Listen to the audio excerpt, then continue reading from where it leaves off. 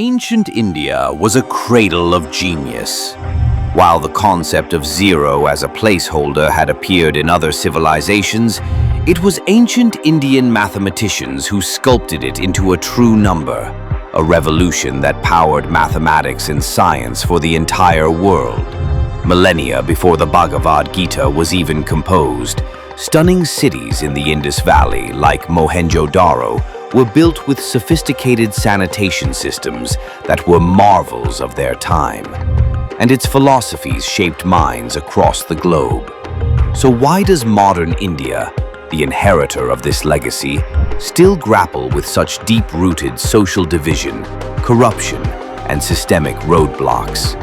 We're often told the culprits are colonialism, messy politics, or overpopulation. But what if those are just the symptoms, not the disease? What if the real answer is hidden in plain sight, in a timeless blueprint we've simply forgotten? The answers might not lie in another modern analysis, but within the ancient verses of the Bhagavad Gita. The soul of any great civilization is its philosophy. For ancient India, that philosophy was Dharma. But Dharma isn't just a word for religion or law.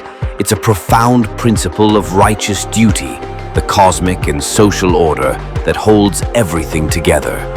It teaches that every single person has a role to play, a duty to perform for the good of the whole, not just for themselves. As the Gita says in chapter 3, verse 8, "Perform your prescribed duty, for action is better than inaction." This was the engine of ancient society. The focus wasn't on what you could get, but on what you could give. This mindset didn't create a perfect utopia, but it fostered stability and a powerful sense of shared purpose. Now, let's look at our reality. The question that drives so much of our society is, what's in it for me? When personal gain becomes the ultimate goal, that sense of collective responsibility just evaporates. The Gita warns that when people turn their back on their duty for selfish reasons, society begins to rot from the inside out. This is the foundational crack that undermines everything else we try to build. This brings us to the next major issue, the corruption and the relentless, desperate chase for results.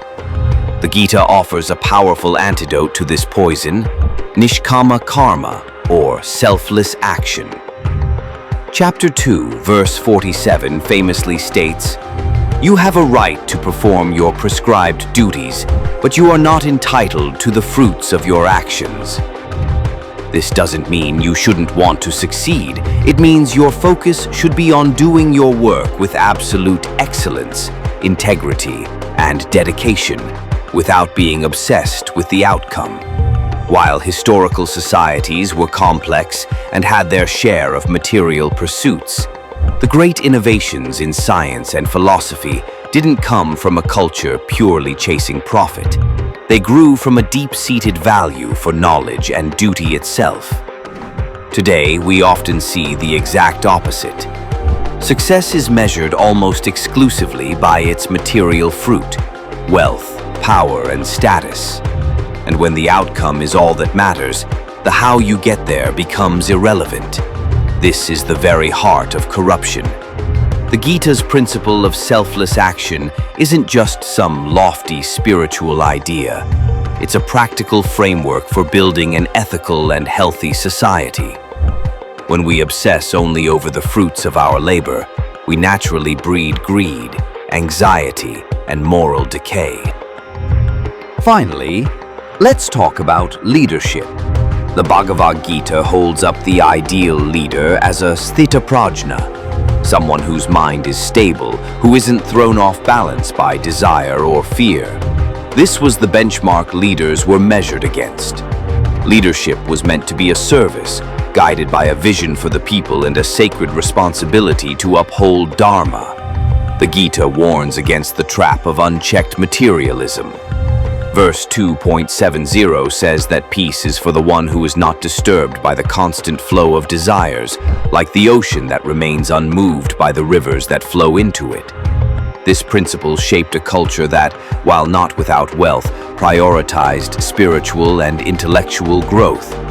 It created an environment where legendary centers of learning like Nalanda could thrive. Contrast that with our modern focus. Our education system, with foundations laid in the colonial era, has certainly evolved, but still often prioritizes rote learning for a job over cultivating character and core values. And when a society stops creating leaders guided by wisdom and instead produces managers driven by ambition, the vision for a just and prosperous society gets lost. The challenges we see today, from policy paralysis to social unrest, can be traced back to this philosophical leadership vacuum, a clear departure from the Dharmic ideal. So, is modern India less developed? If you only look at skyscrapers and GDP, then of course we've advanced. But through the philosophical lens of the Gita, true development is measured differently. It's about social harmony, ethical integrity, and a collective purpose that lifts everyone up. The issues India faces today are not just political or economic. They are symptoms of a much deeper philosophical crisis, a slow drift away from the core tenets of Dharma, selfless action, and righteous leadership. The Bhagavad Gita isn't asking us to turn back the clock. It's offering a timeless roadmap to build a better future by reintegrating the very wisdom we've left behind. The path forward isn't a rejection of modernity, but its enrichment with timeless Indian values.